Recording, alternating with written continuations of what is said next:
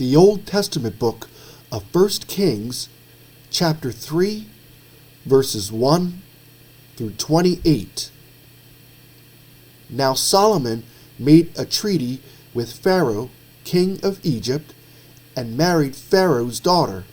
Then he brought her to the city of David until he had finished building his own house, and the house of the Lord, and the wall all around Jerusalem. Meanwhile, the people sacrificed at the high places, because there was no house built for the name of the Lord until those days. And Solomon loved the Lord, walking in the statutes of his father David, except that he sacrificed and burned incense at the high places.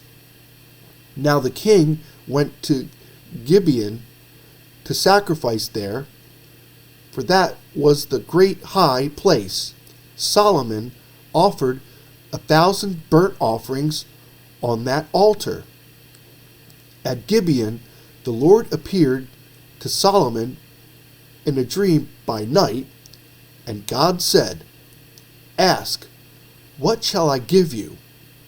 And Solomon said, "You have shown great mercy to your servant David, my father, because he walked before you in truth, in righteousness, and in uprightness of heart with you. You have continued this great kindness for him, and you have given him a son to sit on his throne, as it is this day. Now, O Lord, my God, you have made your servant king instead of my father David, but I am a little child. I do not know how to go out or come in. And your servant is in the midst of your people whom you have chosen, a great people, too numerous to be numbered or counted.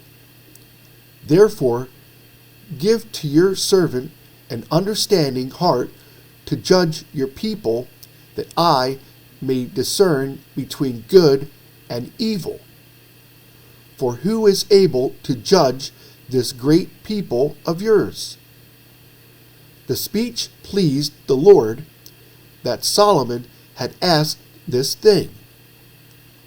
Then God said to him, "Because you have asked this thing, and have not asked long life for yourself, nor have asked riches for yourself, nor have asked the life of your enemies, but have asked for yourself understanding to discern justice, behold, I have done according to your words. See, I have given you a wise and understanding heart, so that there has not been anyone like you before you, nor shall any like you arise after you.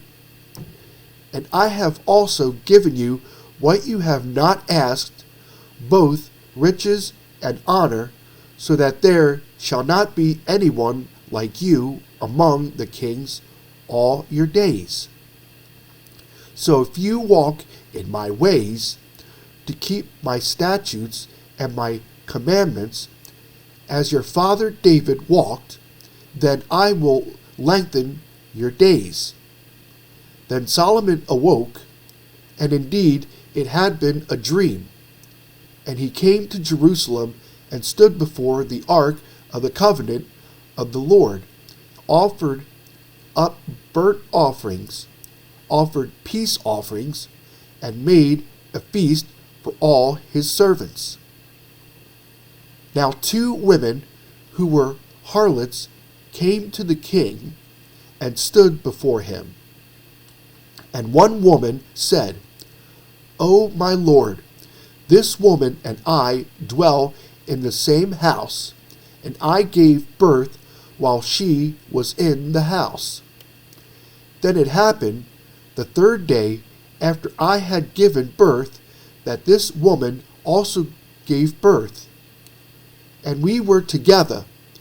No one was with us in the house except the two of us in the house.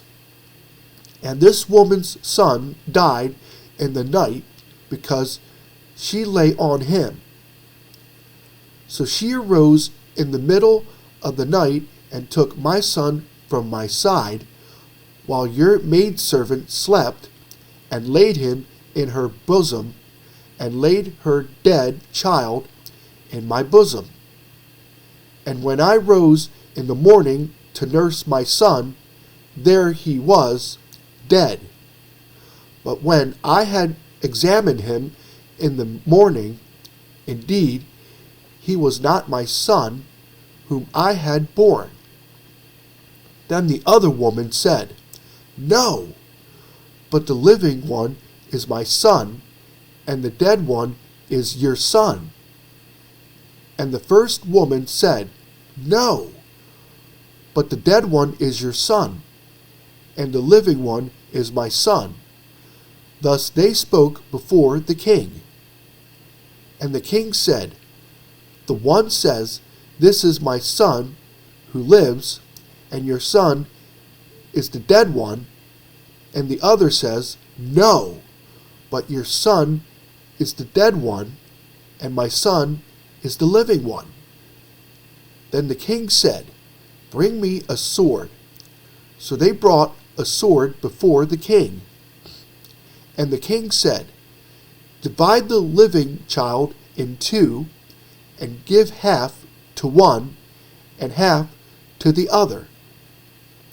Then the woman whose son was living spoke to the king, for she yearned with compassion for her son, and she said, O my lord, give her the living child, and by no means kill him.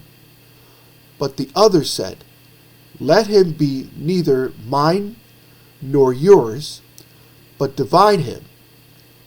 So the king answered and said, Give the first woman the living child, and by no means kill him.